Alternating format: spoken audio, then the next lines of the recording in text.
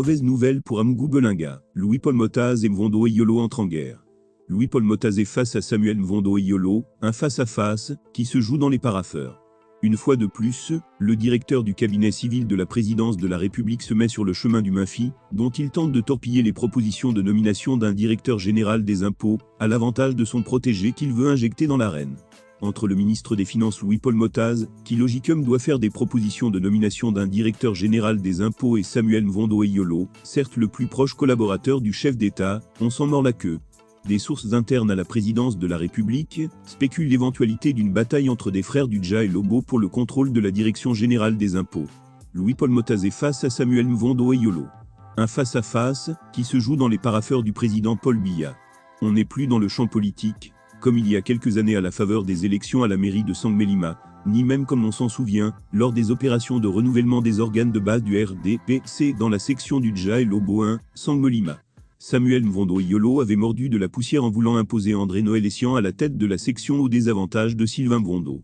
Cette fois-ci, l'âpreté de la bataille qui se déroule en ce moment entre les frères Dja et Lobo concerne la direction générale des impôts.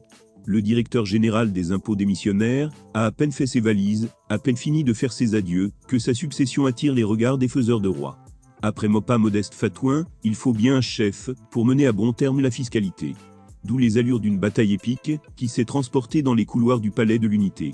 Entre Louis-Paul Motaz, ministre des Finances, et Samuel Mvondo Eyolo, directeur du cabinet civil à la présidence de la République, ce sont deux styles différents.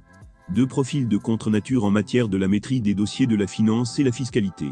Gestion alternativement des intérimaires, futé comme il sait l'être, enfin stratège et éclectique connaisseur du président de la République Paul Biya, dont il en est le vrai disciple, pour ne pas laisser vacant pendant longtemps le poste de Mopa Modeste Fatouin démissionnaire à la fonction de directeur général des impôts. Louis-Paul Motaz a signé une note le 30 janvier 2023, désignant formellement et alternativement Kassim Wahba Mariamou, directeur du recouvrement des valeurs fiscales et de la curatelle, Meillon Abatroger, chef de l'inspection des services des impôts, comme des intérimaires devant pendant une vingtaine de jours couvrir la période allant du 1er au 10 février 2023, la proposition à titre expérimental du Mafi semble irrecevable en haut lieu de la présidence de la République.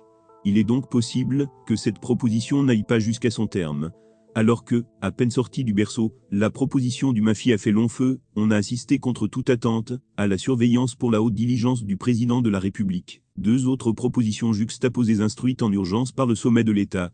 Elles ont été rapidement acheminées à la présidence de la République hier jeudi 02 février 2023 en vue de la désignation définitive du futur nouveau directeur général des impôts du Cameroun. Selon certaines sources internes à la présidence, des instructions sont données d'abréger l'intérim alternatif en cours à la tête d'une des directions de souveraineté parmi les plus convoitées du pays. À en croire certaines sources, l'intérim alternatif risque de créer d'énormes difficultés au regard des intérêts charriers restés là.